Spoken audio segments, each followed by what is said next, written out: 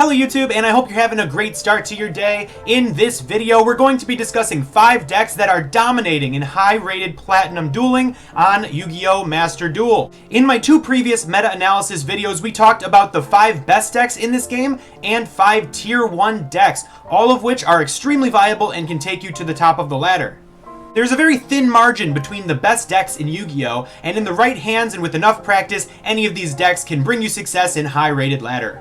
In this video, I'm going to be showing 5 decks that have either taken advantage of the Master Duel ban list to use broken cards, catapulting their strategy into the top tiers, or decks that have unlimits to specific cards already used in TCG strategies that have given them an extra boost they needed to make them meta. These are 5 very cool decks, and I hope you enjoyed this video. If you're liking this kind of content, please hit that subscribe button. I'm going to be uploading videos every day for Master Duel. Also, I go live on Twitch at least 4 times a week, so if you want to see lots of duels using these decks, please drop a follow to the Twitch channel. Alright, without further ado, let's jump into the first list. The first deck I want to talk about today is Thunder Dragon. Now, Thunder Dragon is really good in this game due to Thunder Dragon Colossus being at 1. This deck is really cool, and there's a lot of ways that you can play it. It has access to Thunder Dragon Titan, which provides you multiple non-targeted disruptions, can be used on your opponent's turn by discarding cards like Thunder Dragon Matrix, Thunder Dragon Dark, in order to trigger the effect of Thunder Dragon Titan. During your turn as well, you can discard Thunder Dragon to get a trigger off of this, do it again, and then use Thunder Dragon Fusion to summon another Titan, recycle your copies of Thunder Dragon to the deck, and basically just machine gun a bunch of destruction effects onto your opponent's board. It's extremely powerful. This build that I'm showcasing, which of course will be in the description, like in all of my videos, features a whopping 11 hand traps in the deck. You can also play disruption cards like Forbidden Droplets, so this deck is good going first or second. Your monsters have a ton of attack points and have effects that allow them protection from destruction, from battle, and card effects. You also have really great extenders such as Gold Sarcophagus, banishing a Thunder from your deck, allowing you to search your deck if you banish like Dragon Dark. You can use Allure of Darkness, which not only draws 2 and then banishes 1, but then you get residual effects, since the Thunder Dragons get effects when they're banished. This deck has really linear starters, such as Batteryman Solar and Aloof Lupine. You can even normal summon Thunder Dragon Matrix if you have to get your plays rolling. There are a ton of awesome boss monsters accessible to this deck, such as Axis Code Talker and Appaloosa Boa the Goddess, which you can make using combos with Cross Sheep. Whenever a fusion monster is summoned to a zone that Cross Sheep points to, it can summon back a monster from your graveyard, giving you tons of link material for a reduced price. Cards such as Predaplant Verte Anaconda can be used in this deck in order to copy your Thunder Dragon Fusion, sending it from the deck to graveyard to not only recycle your resources, make a boss monster, but also during the next turn, you can banish this card from your graveyard to get a search. You can also add it back to your hand from the banish pile using cards like Thunder Dragon Roar. This engine is extremely recursive and consistent, and this deck puts out powerful boss monsters. The Chaos Creator lets you summon monsters from your banish zone to get additional link material. Thunder Dragon Duo is part of your engine. It's searchable and it can attack for a ton of damage. This deck is a really good choice for people who like summoning big boss monsters.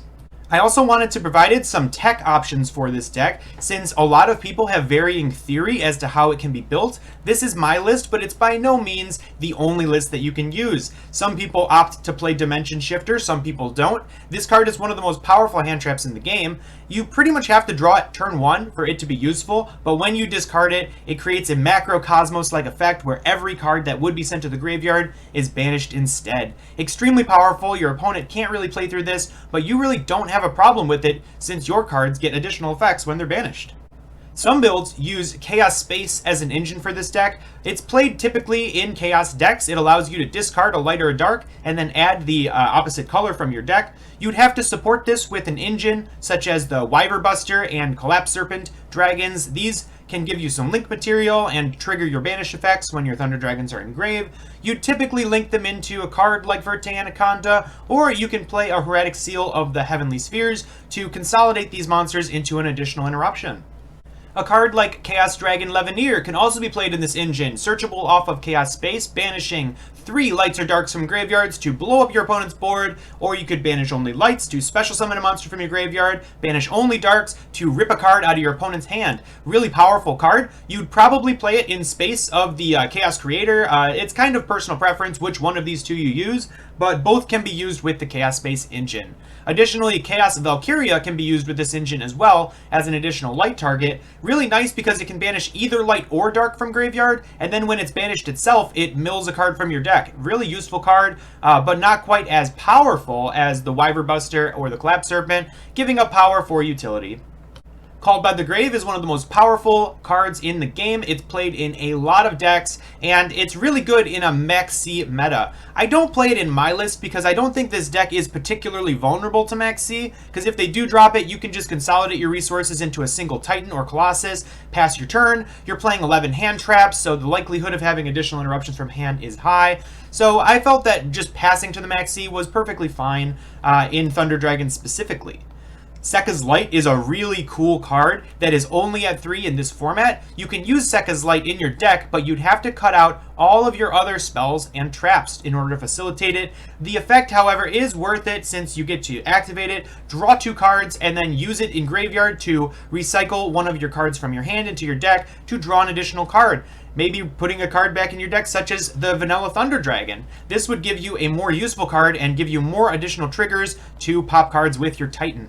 Another really cool unlimited card in this format is the Grass is Greener. If you're not familiar with this card, it's hilarious. You build a 60 card deck and throw Grass is Greener in there, and then when you activate this, you mill cards from your deck to make your deck the same size as your opponent's. Since playing 40 cards is very typical in this game, the likelihood of milling 10 or more with this card is really high. You can mill cards such as Fairy Tale Snow, which banishes 7 other cards from your grave or your hand in order to special summon itself. And when you banish all those cards, you're triggering your effects like Dragon Dark and Dragon Roar, Matrix on your opponent's turn as well as yours, getting additional effects, and then when she's summoned, she has a Book of Moon-like effect to put your opponent's card face down. It's extremely powerful, and this card is banned in the TCG after we took advantage of it for an entire format. If you're interested in a Grass is Greener style deck, you could also play a card like Left Arm Offering. This card just basically banishes your whole hand to add any spell from your deck, so of course you add the Grass is Greener, and the Left Arm Offering acts as essentially 3 more copies of this card.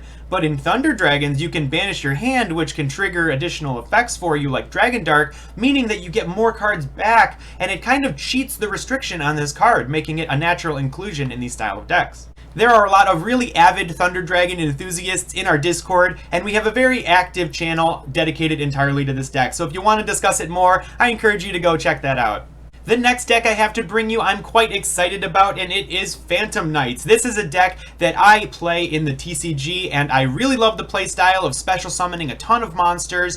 It's really cool artistically, and it has one additional tool in Master Duel that pushes it over the edge. That would be number 86, Heroic Champion Rongminiad. Rongobongo, as it's affectionately called, is a card that's banned in the TCG. Essentially, there's a combo with this deck that you assemble a Bamboozling Gossip Shadow and a Rongminiad on the field. You can use Bamboozling Gossip Shadow's effect to attach itself and its materials to the Heroic Champion, giving it 5 materials and making it so your opponent cannot normal or special summon monsters. It's also unaffected by other card effects, and this effect lasts for 2 turns since it only detaches during your opponent's end phase.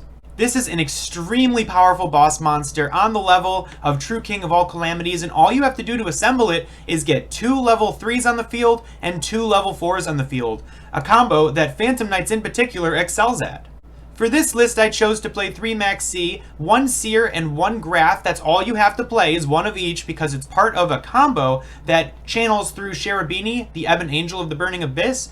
You can play 1 copy of Ghost Ogre, which I play because I do use Emergency Teleport as an engine. Emergency Teleport has 2 primary targets, being the Psychic Wielder and the Psychic Tracker, but two Searchers for 3 targets is a pretty fine ratio. You're unlikely to brick on these. Of course, Emergency Teleport can also summon from the hand, but that's not something that you want to do. For the Phantom Knight lineup, I chose to play 2 copies of Cloak, 3 copies of Boots, and 1 copy of Gloves. This is pretty standard. We have Ash Blossom. Level 3 hand traps in particular are really nice with this deck because any 2 level 3s that you can get on the field can go into Cherubini and essentially complete full combo. The dangers are really nice in this deck. I chose 2 Jackalope and 2 Tsuchinoko, but a 3rd Tsuchinoko would be perfectly fine. I wish I had room for it. You do have to play the 1 copy of Stained Greaves. This is part of your combo since it can special summon from your hand as a level 4. And of course 3 copies of Torn Scales, the best Phantom Knight in the deck. Like most decks that I build in Master Duel, I did choose to play Harpy's Feather Duster because skill drain is still a big problem. 1 copy of Monster Reborn is really nice in graveyard-based decks because a lot of your effects throw your cards in the grave, and so Monster Reborn is not usually dead. It can pretty much always find a target to give you that last piece you might need for your combo. And Foolish Burial is basically every name in this deck. So is Reinforcements of the Army, since they're all warriors. And we do play 2 copies of Call by the Grave, since as a special summon deck, you do lose pretty hard to Max C. Being a graveyard deck, Forbidden Droplets is really nice to crack those problematic Adamancipator or Drytron boards that are putting up pretty much like 7 negates, like infinite card advantage. When you have a Forbidden Droplets in your hand, you get a really favorable trade, and throwing like a Cloak in the graveyard can just banish to add another card to your hand, so you're able to usually play after discarding most of your cards. For the Phantom Knight traps, I chose to play 1 copy of Wing, 1 copy of Brigandine, and 2 copies of Fogblade. Brigandine is important because it special summons as a level 4, and it's essential for the Wrong Miniad combo. You can play 3 copies of Fogblade if you'd like more recursion, and the Wing is really nice. It's just a really quick card that you can activate, send it to graveyard, and then banish it immediately to special summon a Breaksword back, which will trigger your Rusty Bardiche. In the extra deck, I do play a combo with Utopic Future and Utopic Draco Future. You can loop Levier the Sea Dragon as part of your combo, recycling your banished Phantom Knights, so you have a ton of follow-up for the next turn, and then you consolidate your Leviers into a Utopic Future, giving you a monster negate. 2 copies of Breaksword 3 is also perfectly fine, and some people think that it's preferred. You do have to play Bamboozling Gossip Shadow for the Rogminiad combo, and then Downward Magician is basically just an additional material that you can slap on top of one of your rank 3s before going into Zeus, so you get 2 triggers of Zeus instead of 1. Cherubini is part of your core combo. Any 2 level 3s make this. You'll use it to send Graph from your deck to the graveyard. Special summoning Seer. Seer plus the Cherubini go into Breaksword, and then Seer's effect will summon back the Cherubini from graveyard. You can later use that Cherubini as link material, maybe for an Appaloosa Bow of the Goddess. Nightmares are really good in this deck. I had room for Unicorn. Discarding, again, it kind of triggers your effects, so you're able to discard without really caring too much about the cost. And Rusty Bardiche. This is the reason that this deck is meta. This card's incredible. It's basically a +1 by itself, and it has a great on-field effect. This card is not limited in this game like it is in the TCG, so playing a second copy would be a tech that I would consider in the future. We also play the Appaloosa Bow of the Goddess and the Axis Code Talker as our big bosses. Some tech and budget options that you can play in this deck include Kagamucha Knight, which is a great level 3 special summon extender. I would actually prefer Junk Forward, however, because Junk Forward is very similar. It's another special summon extender, but this card doesn't activate, so you can start your turn by just ripping it out of your hand, and your opponent won't be able to max C in response like they can with Kagamucha Knight. You could also increase the danger lineup by playing Danger Nessies, which search out other dangers, and you can also play 1 copy of Mothman, which is nice because special summoning it off of Jackalope gives you a level 4, which you may need in some weird hands to make the wrong Miniad. If you don't have Forbidden Droplets, Forbidden Chalice is a perfectly fine option. Some people like playing Raider's Knight into the Ark Rebellion Dragon combo in the extra deck. This is kind of like a cheesy OTK because this thing gets a ton of attack points and can't be destroyed by card effects. It's pretty cool. Raider's Knight is also nice because you can use it after popping Breaksword with its own effect, summoning back 2 Phantom Knights, making them level 4. You go into the Raider's Knight, use Raider's Knight effect to rank down into another Phantom Knight of Breaksword, and then you can pop another card on the field, giving you a really cool destruction effect to play through multiple spell and traps. Some people choose to play IP Masquerena in the extra deck, letting you summon Nightmare Unicorn on your opponent's turn for another interruption. Twin Twister is a great option because, again, discarding your cards like a Tsuchinoko with a Twin Twister is tons of value. Crossout Designator is very considerable in this deck, as it has an inherent weakness to Max C. Playing the max amount of counters to Max C in your deck wouldn't be bad. Playing one copy of Phantom Knight's Sword in this deck gives you additional benefit in the late game, because sometimes with only 4 targets for your Rusty Bardiche, you do run out of targets since you're also searching these cards with boots. Playing 5 targets usually ensures that late game you can trigger your cards and close out the game. And then Infinite Impermanence, Nightmare Phoenix are great staples, and they are right at home in the Phantom Knights deck. The next deck I have to bring you is Dinosaurs. Now, Dinosaurs have actually been tearing it up in high-rated plat and are being used in the hands of some well-known players. Dinosaurs is an extremely good deck due to the Miscellaneous Saurus being at 3 in this format. Miscellaneous has gone from 0 to 1 to 3, back to 1, back to 0 in the TCG. Konami can't figure out what to do with this card. It's such a unique and powerful effect. You can discard it quick play during your main phase to protect all your dinosaurs from all card effects. So kind of like a Called by the Grave or a Crossout Designator like card, but it's in archetype, and it has an additional effect in the graveyard, letting you banish it to summon dinosaurs equal to the number of dinosaurs that you can banish from graveyard, essentially giving you access to your entire engine. The Dinosaur deck features great starters like Animadorn, Archosaur, and Soul-Eating Oviraptor, which give you access to cards like Double Evolution Pill, which can summon out Ultimate Conductor Tyranno, an insane boss monster that can attack all your opponent's monsters, and then it has an additional effect to pop one of your dinos and put all of your opponent's monsters face down. As a quick play, this can stop entire turns. In this list, I opted to play 1 Dragonic Diagram, 3 copies of True King Lethogasm, the Disaster, and 1 copy of True King Augmenazad, the Vanquisher. This engine is optional, but it is really cool, and it's only playable in Master Duel. You're able to summon Lethogasm by destroying 2 of your cards, 2 of your monsters, including 1 Earth. If you pop 2 Earths, you get to look at your opponent's extra deck and banish 3 cards with different names. In a best-of-1 format, that gives you crucial information, and it sometimes can just banish their 1 Kagari or their important card that they need, and make their combos really awkward.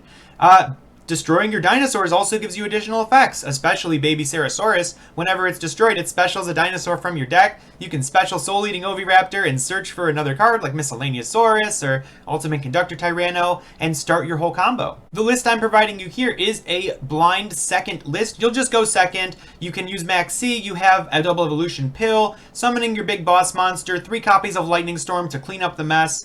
Lost World is a really nice card. You can use it to activate, and then whenever you summon one of your dinosaurs, it gives your opponent a token. And while they control a token, they can't target anything but the token, turning off cards like Forbidden Chalice, Infinite Impermanence, and more. It also lets you protect your effects of your Soul-Eating Oviraptor by creating a Chain Link 2 that your opponent has to respond to. Let's say they have an Ash Blossom and Joyous Spring. You normal summon Oviraptor with Lost World on the field, Oviraptor Chain Link 1, Lost World Chain Link 2, their opponent cannot Ash the Oviraptor, insulating your effects from more disruption, making this deck very durable. Also, whenever you either attack into or try and destroy the token on your opponent's side of the field, it'll let you send a dinosaur, destroying it from your deck instead. You can simply destroy Baby Ceresaurus in your deck and then trigger its effect to summon another dinosaur, giving you really easy access to rank 4 plays, and you have really strong unique boss monsters such as Evolzorlagia and Dolka that just take 2 level 4 dinosaur monsters, giving you either a spell and trap Omni Negate or a monster negate that can be used twice per turn.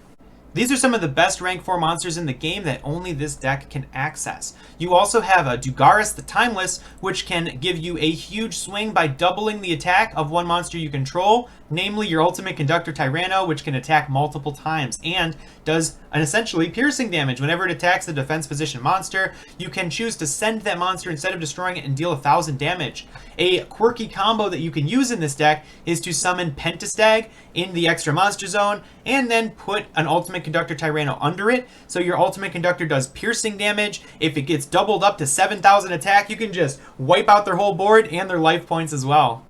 Since you're playing a True King engine in this deck, you do have some access to True King of all calamities through the means of summoning 2 of the True Kings. Whenever Lethogasm is destroyed, so let's say you draw 2 of them, you can also summon a non-earth worm monster from your graveyard. That's why we played the one Augmentizod. You do play a decent number of fires, being the Miscellaneousaurus and the one Dogoran, which is actually a dinosaur kaiju. So you can search this off of your Solean Oviraptor and then just plop it on your opponent's board on top of their favorite boss monster. You can also search out something like Dino Wrestler Pancratops, which is a dinosaur and can summon whenever your opponent controls more monsters than you. Really convenient summon when you're going second, and it can destroy one of their cards as a quick play, which sometimes is a better interruption than the Ultimate Conductor Tyranno, depending on the situation. Some cards I would feel comfortable recommending would include the Forbidden Chalice and Infinite Impermanence. If you did want to try a going first build, a lot of people are having success with Scrap Raptor. This is a really nice engine since it's a dinosaur. You can search it off of Fossil Dig, and then you just play one Scrap Chimera to supplement it. Basically, Scrap Raptor summons and then destroys itself. It searches you out a Scrap non-tuner, so you get Chimera, gives you an additional normal summon as well, so you just normal summon the Chimera, and then you can special summon back the Scrap Raptor. From there, you can either go into a Scrap Wyvern play if you do play like additional scraps in your deck. You could also just use the two for a XYZ of a rank 4 monster, since they're not both dinosaurs, so you can't use Dolka or Lagia, but you could summon like a Tornado Dragon or the Dugaris. It's also a tuner, so you could synchro summon into something like Borreload Savage Dragon if you already have Link monsters in your graveyard, or this Dino Wrestler Giga Spin Savat. This card requires a dinosaur tuner, so it doesn't see a lot of play, but in this deck it's perfectly fine, and has a lot of really good effects. If it attacks, your opponent can't activate spells and traps, your opponent can't target monsters for attacks except for this one, and once per turn you can target one monster your opponent controls and just destroy it. It also can protect itself from destruction by destroying a card you control instead, which can be quite useful, popping a baby Ceratosaurus. I'd encourage you to give it a try if you're trying to go first. Terraforming is also fine since you're playing Diagram and Lost World. You can play Super Dreadnought Rail Cannon Gustav Max to overlay your 2 copies of Ultimate Conductor Tyranno and burn your opponent for 2,000 damage. Kind of gimmicky, but pretty funny. Pot of Prosperity is actually very fine in this deck because it gets you into your starters. This deck doesn't really have consistency issues. It's one of the more consistent decks in the game, but Prosperity lets you dig for specific outs. If you are going second, you can search for that Lightning Storm before committing to your plays. Also, funny enough, this deck is so good at doing damage. If you boost your Ultimate Conductor Tyranno, doubling it using Dugaris, and then putting it under like a Pentastag, against some boards you can deal 16,000 damage, mitigating the half damage effect of the Prosperity. It's pretty funny. The 4th deck I have to bring you is Spyrals. Now, Spyrals is a deck that had an almost tier 0 format in the TCG, where everyone was playing Spyrals. Some people were even playing going second Spyrals with cards just to break the Spiral board and then establish their own. It was crazy, and now we have a full power Spiral deck available to us in Master Duel. This deck is an explosive combo deck that puts up a variety of negates. You can establish a Tri-Gate Wizard with 3 monsters pointing to it, giving you an Omni Negate and Banish. You'll get an Appaloosa with up to 4 negates attached to it, and Spiral Sleeper, a wild boss monster that destroys 1 card you control and 2 cards your opponent controls, but when equipped with Last Resort, this monster cannot be targeted or destroyed, so you can simply target itself and then pop your opponent's cards for free. With an unlimited Spiral Resort, one of the best field spells in the game, searchable by an unlimited master plan, which when sent to graveyard from the field can search for not only Spiral Resort but another Spiral card. This card is accessible through Magician's Souls, a nice level 1, which is extremely good for you, that sends spells and traps to graveyard, which is extremely good for you since Rescue has a graveyard effect. This deck is insane. It has every tool it needs to be successful. For the build, you play 1 copy of Jet Synchron, which you can summon off of Crystron Halqifibrax to enable your combos, 1 copy of Spiral Quick Fix, which you're going to use in most of your combos if you have access to it, and you can summon it multiple times per turn to search for all the Spiral Gears out of your deck. 1 copy of Spiral Gear Drones, which is hilarious. It actually stacks the top 3 cards of your opponent's deck, so you can make them draw their hand traps like a turn too late, or a card that you know you can counter. This deck can use Magician's Souls to send Spyral Master Plan directly from your deck and get it into circulation. You have access to great tuner extenders, such as Destrudo, the Lost Dragon's Frisian, and you can also use Parallel Exceed to great effect, summoning an additional copy of itself from your deck, going into Tugaris the Timeless, allowing you to special summon the Master Plan from your graveyard. You have an awesome extender, Where Art Thou? As long as you can get one level 1 on the field, which this deck has a ton of, you can go ahead and search any level 1 from your deck. You're usually going to want to get that one copy of Quick Fix. You can also access it through 1-for-1. A small Sky Striker engine is right at home in this deck. 2 copies of Engage to search out the 1 copy of Hornet Drones will get you into any 2 monsters. You can just go ahead and summon the drones, summon the Kagari, add back the drones, summon another token, and then convert those into whatever you need at the time, such as a Barricade Board blocker, to discard a card, and basically just enables your combos. It's also 2 quarters of a Saryuja Skulldread, which is going to let you shuffle all the bad cards from your hand into the deck, draw 4 fresh cards, and get a special summon from your hand of maybe like a Spyral Master Plan. This deck has access to insane tools even if you get stopped by your opponent. Simply equipping one of your Spyrals with Last Resort, maybe like your Super Agent, and then backing it up with a Utility Wire is meaningful interruption, and you're also playing 6 hand traps in the deck, so it's no joke going second either. Some tech options that I would consider for this deck would include maybe like a Foolish Burial Goods to send your Rescue or your Assault from the deck to graveyard to get additional special summons. You could play Crossout Designator, Called by the Grave, in additional copies in order to combat a card like Maxi, a natural enemy of combo decks like this. It's considerable to play a copy of Spyral Tough to improve your power going second, but to give you also a second target for your reinforcements of the army. Some other cards that I'd consider for this deck would include Instant Fusion to summon out the Millenniumize Restrict, which is a level 1, giving you a starter for your Where Art Thou, but also insulates you from hand traps such as Ash Blossom and Joyous Spring, since it can negate their effects. You could also play Foolish Burial Goods to send your Spyral missions to graveyard directly, such as sending Assault to graveyard to special summon a Master Plan from your hand. You could also play more copies of Call by the Grave, copies of Crossout Designator to fight against this deck's natural weakness to Max C. Spyral Tough is also considerable, giving you a second target for the reinforcements of the army, but also it's a really good card going second. You can just destroy your opponent's cards. Another option would be the Blackluster Soldier, the Soldier of Chaos. You can summon this using a level 7 you have on field, such as Spyral Master Plan, and that'll give you the effect that it can't be targeted by card effects and cannot be destroyed by your opponent's card effects. A really hard card to out in a best-of-1 format like Master Duel. Playing a second copy of Double Helix is definitely considerable for the late game. You could play Relinquished Anima, which can be summoned off of any of your level 1s, and if your opponent puts a monster in line with the extra monster zone, it can just gobble them up. You could also play a card like Boral Sword to have quick OTK potential, and this deck has so many special summons, you basically have infinite creative potential. You could even summon Curious the Lightsworn Dominion, and then you could send any spell or trap like Imperial Order or Vanity's Emptiness and add it back with Nightmare Griffin, essentially giving you access to any spell or trap in your deck as part of your combo. Griffin also has a really great negate effect that will turn off most of your opponent's monster effects. The 5th and final deck I have to feature in this video is True Draco. Now, this deck is really cool because it's actually super budget. You don't even need an extra deck. So for this deck, you're basically going to focus on a tribute summon strategy, but the gimmick of the True Dracos is that they can tribute summon continuous spells and traps in order to get themselves on the field. This deck has access to 3 copies of Dynamite Knight and 3 copies of Card of Demise, making it almost full power. You do only have 1 Dragonic Diagram, and the original boss monster of the deck, True King Masterpiece, is banned, but this deck is extremely potent and powerful due to cards like Kaiser Coliseum, and you have access to the Monarch's Erupt, locking your opponent out of monster effects. The list I'm showcasing also plays Inspector Border. If you draw this and normal summon it, your opponent will not be able to hand trap you during the first turn, allowing all of your awesome draw cards to go off unabridged. You also get additional tribute summons using your spells, the Disciples and the True Draco Heritage, meaning that you can summon Border and then plop an Ignis Heat or similar right next to it. This deck feels really good to play since you get to draw a ton of cards and it's extremely consistent. It also has really good options to recycle your resources. Disciples of the True Draco Phoenix can shuffle cards from your graveyard into your deck, and your traps let you tribute summon on your opponent's turn.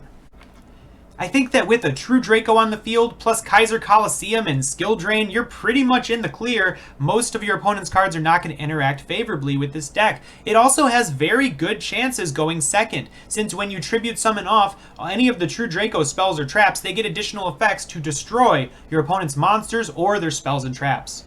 Again, all the links for these decks are going to be in the description, and the suggested cards I'm going to include in the side deck field of the lists that I provide.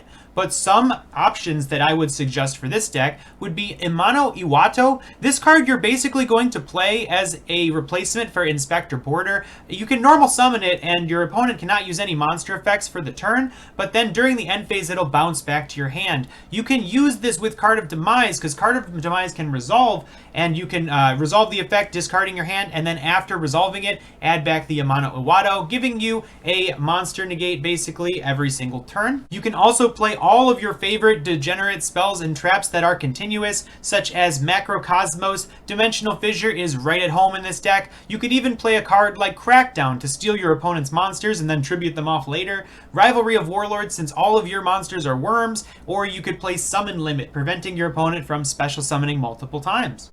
If you're trying to double down on the drawing aspect of this deck, you could play cards like Upstart Goblin or Chicken Game. You could also play Pot of Desires. I neglected it from my list because you have so much draw power already. There's no need to draw 2 to banish 10 cards from your deck, since Card of Demise says draw 3.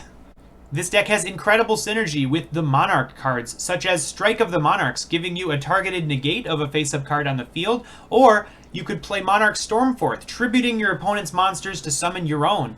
You can also use Stormforth to great avail on your opponent's turn by activating the effect of, let's say, True King Return. To tribute summon on your opponent's turn, you could just chain the Monarch Stormforth and then tribute their monsters instead of yours. Some players would also opt to play cards like Solemn Judgment to prevent yourself from getting Lightning Stormed or Harpy's Feather Dusted and protect your setup. You can also use it to just clear your opponent's 1 or 2 outs to your Kaiser Coliseum or your Inspector Boarder, so that way it'll remain on the field.